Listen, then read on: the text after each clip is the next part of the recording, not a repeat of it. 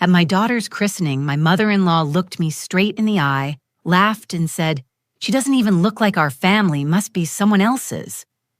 Everyone laughed with her. My husband smiled awkwardly. No one defended me. I sat there holding my baby, trying not to cry as the sound of their laughter sank into my skin like poison. I could barely breathe. I just kept rocking Liana in my arms, pretending I didn't hear, pretending it didn't hurt, pretending it was a joke. But it wasn't. I knew what Judith meant. She always found a way to cut me down, especially when she had an audience. I looked around the patio, smiling faces, plates of food, clinking glasses. It was supposed to be a day of love, a celebration of our baby girl. Instead, I felt like I didn't belong in my own life.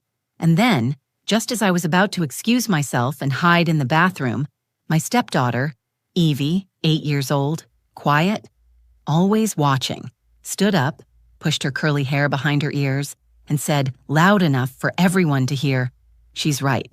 Liana doesn't look like their family. She looks like her real dad, the one Grandma cheated with." The laughter stopped. Every fork froze in midair. The air went still. My mother-in-law's smile vanished. All eyes turned to Eevee. I couldn't move. I couldn't even blink. Did she just say what I think she said? My heart was pounding. And in that moment, everything I thought I knew about this family, about that woman, and about what kind of silence I had accepted, shifted. My name is Cassidy.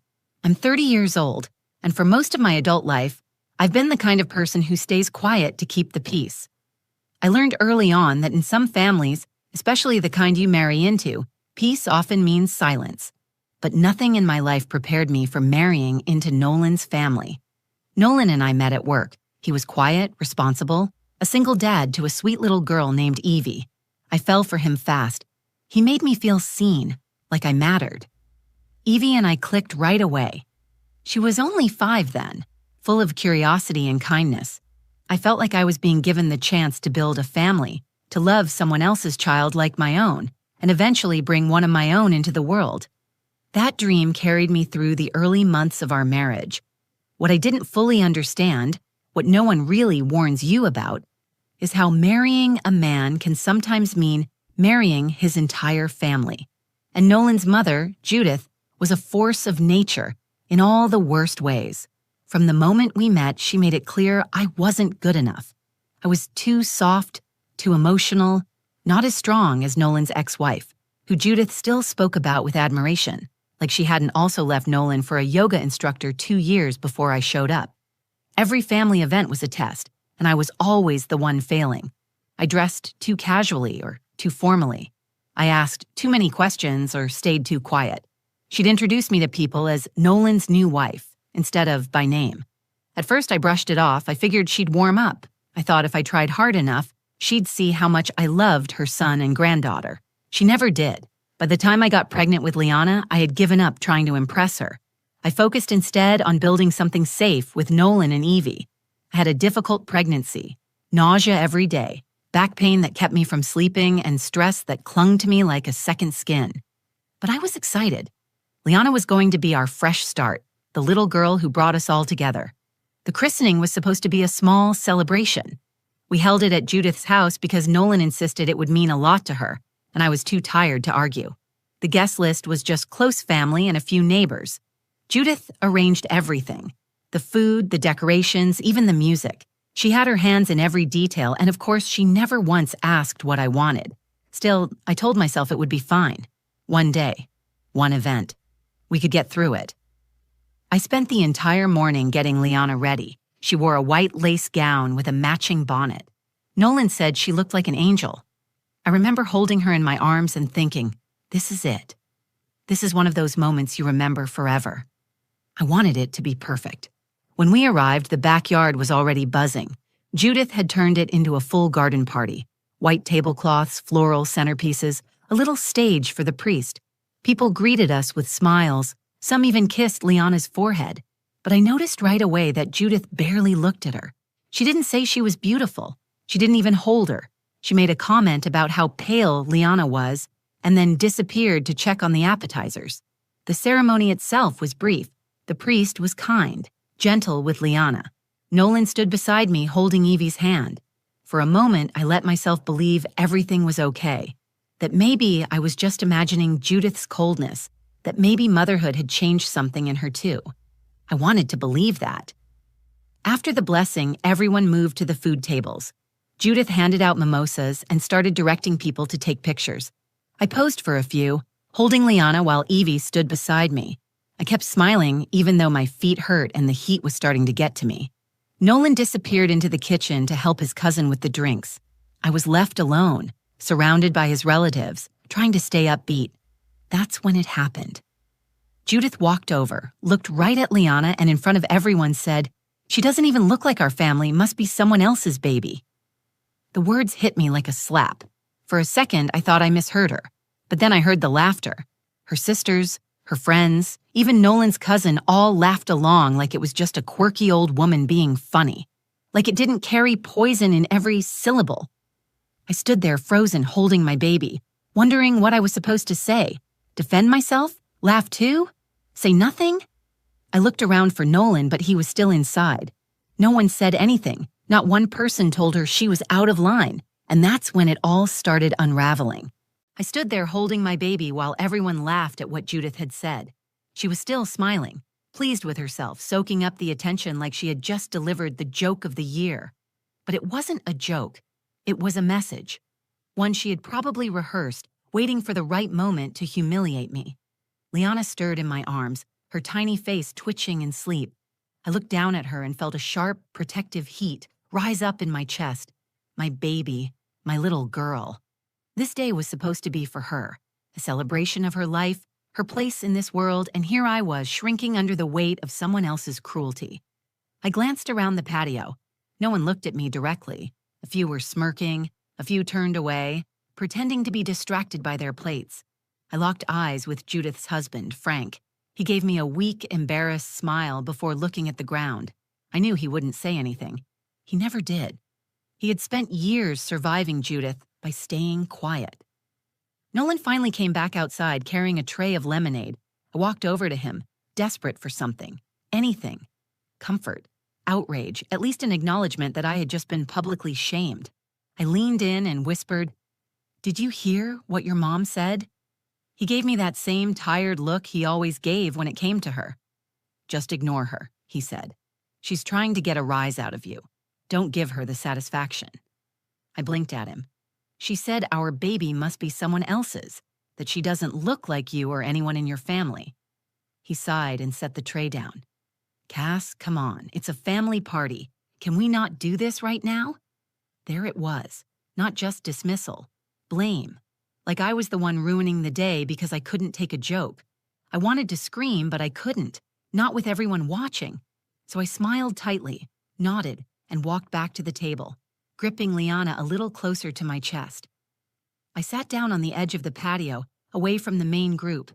I stared at the garden. It was perfectly trimmed, the flower beds in symmetrical rows, the fountain trickling like nothing ugly could ever happen here.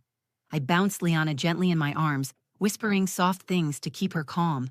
But inside, my mind was spinning. This wasn't just about Judith anymore. It was about Nolan. It was about how many times I had swallowed her insults to keep things peaceful. How often I had let myself be the punching bag just so he wouldn't have to choose between me and his mother. I had tried to be understanding. I had tried to be the bigger person. But now I was a mother too, and that changed everything. A few minutes passed. I heard Judith in the background telling her sister that Cassidy's probably sulking in the corner again. They laughed.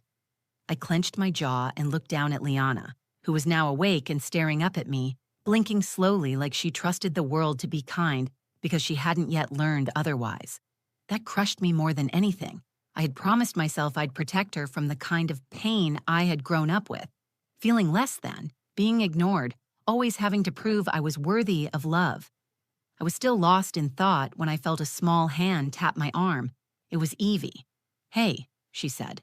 Her voice was quiet but steady. "Are you okay?" I nodded quickly. "I'm fine, sweetie." "You don't look fine." I tried to smile. "It's just been a long day. Grown-up stuff." She sat down cross-legged beside me on the grass. "Grandma was being mean again, wasn't she?" I didn't answer right away. I didn't want to drag her into it, but I also knew she wasn't stupid. She noticed everything. She said Liana doesn't look like anyone in the family, Eevee added. That's not true. She looks like you. I smiled at that. It meant more than she knew. Thank you, I said. That means a lot. Eevee played with a blade of grass between her fingers. Why is Grandma always so mad at you? I shook my head. I don't know. Maybe because I'm not what she expected. She doesn't like anybody. She didn't even like Mommy when she was still here. That surprised me. Eevee rarely talked about Nolan's ex-wife. I didn't push. I just let her sit there beside me, the two of us watching Liana's tiny hand curl around the edge of her blanket. Then, without warning, Eevee stood up. Where are you going? I asked. She turned to me, calm and determined. To say something. Before I could stop her, she walked back to the group and made her way toward Judith, who was now sitting at the main table, laughing with Nolan's aunt. Eevee climbed up onto one of the benches and stood there, steady and quiet, until everyone noticed her. I felt my stomach drop. I didn't know what she was going to do, but something in her face told me this was no ordinary moment. That was the instant the air changed. Something was coming, and none of us were ready for it. Eevee stood on the bench like she belonged there. She wasn't fidgeting, she wasn't smiling. She was completely still, hands at her sides, her small face set with a calm focus that I had never seen in her before. She looked like a kid delivering a school speech, only this wasn't rehearsed and it wasn't for show. Everyone noticed her at once. Conversations trailed off. A few people chuckled, probably thinking she was going to say something cute or recite a Bible verse. Judith turned in her seat, raised an eyebrow, and gave her the kind of patronizing smile adults use when they're pretending to be patient. Well, hello, Eevee, Judith said. Did you want to say something about your little sister? Eevee nodded once. Yes. Judith laughed again and leaned back in her chair. All right then, let's hear it. I froze. I felt this sharp, protective panic rise in me. I wasn't sure what she was about to say, but I could feel it in my chest like a warning.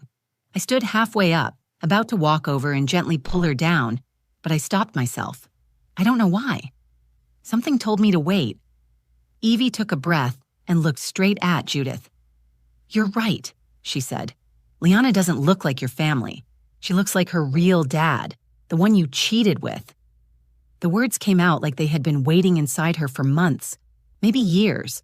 There was no hesitation, no nervousness, just the clear, measured voice of a little girl who had seen too much and finally decided enough was enough.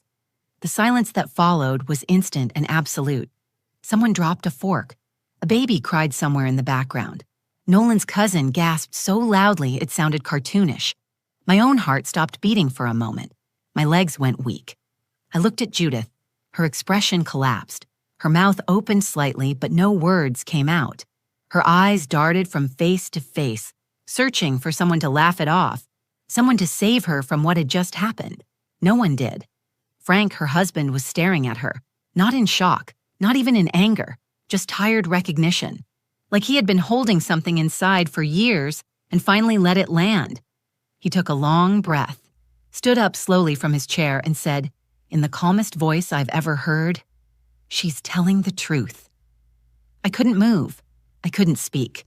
I just held Liana tighter and listened as the floor under Judith finally cracked. Frank looked around at the rest of the family, his voice still low but clear. I found out years ago. Letters, emails, a hotel receipt. I didn't say anything because I didn't want to destroy the family, but the truth has a way of finding its way out, doesn't it? Judith stood up suddenly. You don't know what you're talking about. Yes, I do, Frank said. And so does she. He gestured to Eevee. Eevee was still standing there, completely steady. Her face was unreadable, but her eyes were locked on Judith's like she was daring her to lie. Judith's voice cracked. She's a child. She doesn't know what she's saying. Eevee didn't flinch. I heard you talking on the phone. I heard you say you wished he was Nolan's real father. I remember the name. Judith went pale. She looked like someone had thrown ice water across her face. Her eyes flicked toward Nolan, who was now standing, arms crossed tightly across his chest. He wasn't saying anything yet, but I could see the way his jaw was clenched. I had never seen him look at his mother like that before, not with distance, not with suspicion, not with anger. Is this true? He asked quietly. Judith looked at him, her mouth working but no words forming. She glanced at the people around her, their faces shifting, their loyalty crumbling. She tried to smile, but it fell apart before it reached her eyes. "Judith," Nolan said again, louder this time. "Is it true?" Her shoulders dropped. That was her answer. Judith turned to me then. For the first time in 5 years, she looked uncertain, even afraid. I didn't say a word. I didn't need to. My silence was louder than anything I could have shouted. Frank walked away from the table and stood next to me. Not close enough to offer comfort, but close enough to make a point. "I should have left her a long time ago," he said without looking at anyone in particular. "I stayed because I thought protecting the lie would protect the family. I was wrong." Eevee climbed down from the bench and walked over to me. I knelt to meet her, holding Liana in one arm and Eevee in the other. She leaned into me, and for the first time that day, I felt something that had been missing all along. Power. Not the kind that comes from shouting or demanding attention, but the kind that comes from truth, from the quiet courage of a child who refused to let adults keep pretending. That moment changed everything.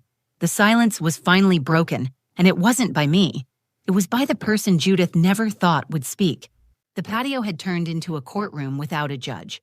Every face was waiting, watching, trying to make sense of what had just happened. My baby's christening, which started with balloons, brunch, and polite small talk, had become the setting for a family reckoning that was years overdue. Judith stood there like a cornered animal, still holding on to the hope that she could lie her way out. But there was nothing left for her to grab. Her son had asked her a question, clear and direct, and she had answered it with silence. That silence was louder than any denial. I looked at Nolan. He still hadn't moved, still hadn't spoken. His face was unreadable, but something had broken behind his eyes. I knew that look. I'd worn it myself after months of Judith's subtle digs, after hearing her compare me to someone I had never met. I had accepted so many of her insults just to keep peace in a family that now looked more like a minefield. But now Nolan was the one realizing how deep the damage ran. Judith finally sat down. Not with dignity, not with control. She dropped into her seat like her legs couldn't hold her anymore. She didn't say a word. She didn't look at anyone. Frank stepped closer to her. His voice was steady but cold. "You dragged Cassidy through the mud for years. You called her soft, selfish, undeserving. And all that time, you were the one hiding things. You had the nerve to question this baby's place in our family when you knew you were the one who'd stepped out of yours." Still no response. Frank turned to Nolan. "I didn't say anything before because I thought it would ruin you. I thought it would turn you against your mother. But now I see it was a mistake. Protecting her meant sacrificing everyone else." Nolan rubbed his forehead and sat down heavily on the edge of the table, facing away from his mother. I could tell he was trying to piece together years of conversations, moments that didn't make sense until now. Eevee was still standing next to me, quiet but unshaken. I leaned over and kissed her forehead. "Thank you," I whispered. She nodded. "I didn't want her to hurt you again." I looked back at Judith. Her shoulders were curled forward, her eyes glassy but dry. She wasn't going to apologize. She wasn't going to explain. She had been exposed, and her silence was the only defense she had left. Judith's sister finally broke the silence. "Judith, is any of this true?" Judith cleared her throat and looked up, her voice low and brittle. "It was a long time ago. It didn't mean anything." That sentence landed with a dull thud. Frank shook his head. "It meant enough that you considered naming him as Nolan's father. You told that man you wished he was the one you married. I saw it. I read it. Don't pretend it was a moment of weakness." She glanced at Nolan, and for the first time, she looked scared. "I loved you, I still do," she said to him. "Everything I did was to protect you." "By insulting my wife?" Nolan asked. "By humiliating her at our daughter's christening? If this is how you show love, I don't want it." Her face tightened, but she didn't argue. She knew she had nothing left to stand on. Nolan stood and walked toward me. He looked at Liana, then at Eevee, then at me. "I'm sorry," he said. "I should have stopped this a long time ago. I let her get away with too much because I didn't want to see who she really was." I nodded, holding Liana close, trying to keep my voice steady. "I tried so hard to be accepted. I thought if I kept my head down, eventually she'd come around. But it was never about me, Nolan. It was about her needing to feel in control. He looked back at Judith. We're done playing by your rules. Judith didn't respond. She just sat there, shrinking smaller by the second, as if the weight of her secrets was finally too much to carry.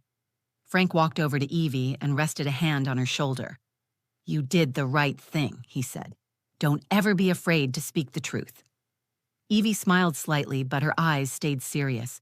She understood more than any child her age should have to, and it broke my heart and healed it at the same time. The rest of the family began gathering their things. No one said much. No one defended Judith. Most of them avoided eye contact with her entirely. A few stopped to hug me. One of Nolan's cousins whispered, I'm so sorry you've been dealing with this. We had no idea. I nodded politely but didn't speak. My focus was on my girls. Eevee walked beside me. Liana slept soundly in my arms, blissfully unaware of the storm she had unknowingly been born into. As we left the backyard, Nolan held the gate open for me. He didn't try to explain or excuse anything. He just followed behind us quietly, like he finally understood who he needed to protect. The truth had come out. Judith had finally been unmasked, and while it didn't erase the pain, it changed everything. The silence was broken. The lie was over. We didn't speak to Judith for a while after the christening. Not a word. No texts. No calls. No half-hearted apologies wrapped in guilt trips. Just silence. And for the first time in a long time, it was the kind of silence that felt safe. The very next day, Nolan sat down with me at the kitchen table while Eevee played quietly in the living room. He looked tired. He hadn't slept much. I hadn't either. I don't know how I didn't see it, he said. All those years I thought she was just difficult. I didn't realize how much she had hurt you, how much I let her. I wanted to be angry. I wanted to unload everything I had carried alone for so long, but all I could say was, you see it now? That's what matters. He nodded slowly. I want to fix this. I want to be better. I don't want our girls growing up thinking that silence is the same thing as peace. That was the moment I knew we had a chance, not because things had been magically solved, but because he finally saw the cracks in the foundation and wanted to rebuild it with me. Not for his mother, not for appearances, but for us. We started setting boundaries, real ones. Judith tried calling Nolan a few times. He didn't answer. When she finally did get through, she didn't mention what had happened. She acted like nothing had been said, like nothing had changed. Nolan ended the call after 2 minutes. That alone was a shift I never thought I'd see. Frank called me a week later. He apologized, not just for what happened at the christening, but for all the years I had been left alone in that family. He told me I deserved better, and that Eevee had more courage in that moment than most adults he knew. I cried after that call, not because of what he said, but because it was the first time someone in that family had really seen me.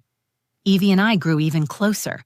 She started asking more questions about Liana's birth, about how babies grow, about what it means to be a sister. I could tell she felt proud, like she'd done something brave and important. I told her she had. Do you think Grandma hates me now? She asked one night as I tucked her in. No, I said. I think she doesn't know how to handle the truth. But that doesn't make you wrong. She was quiet for a moment, then said, I didn't like how she made you cry. I wanted her to stop. And that was it. That's simple. She wasn't trying to be a hero. She was trying to protect someone she loved. At 8 years old, she had drawn a line that so many adults were too afraid to. I never forgot that. Liana turned 6 months old recently. She's strong and curious and laughs from deep in her belly. She's surrounded by love, the kind that doesn't come with conditions, the kind we fight for and protect. Judith still hasn't truly apologized. I don't expect her to. That chapter is closed. She made her choices. So did we.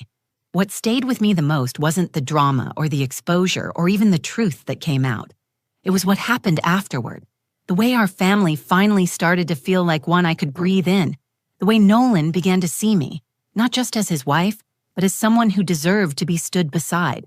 The way Eevee showed me what courage looks like in its purest form. People always say blood is thicker than water. I used to think that meant you had to tolerate whatever your family threw at you. Now I understand it differently. Blood might be what connects us, but love is what makes us family. Loyalty is earned, not owed, and silence is not the same thing as peace. At the christening, I walked in, hoping for acceptance. I left with something better. I left with truth. I left with my daughters. I left with my voice, and I will never sit quietly in someone else's shadow again. Thank you for staying with me through this story. If this hit close to home or reminded you of someone who needs to hear it, I hope it gave you the courage to speak up, set boundaries, or simply know that you're not alone. If this story moved you, even just a little, please like the video, share it with someone who might need it, and leave a comment below. I read every single one, and your stories matter too. And if you want more real stories about love, betrayal, strength, and truth, make sure to subscribe to the channel and turn on notifications so you don't miss the next one. This is Cassidy, and this was one chapter of my life. Thanks for being part of it.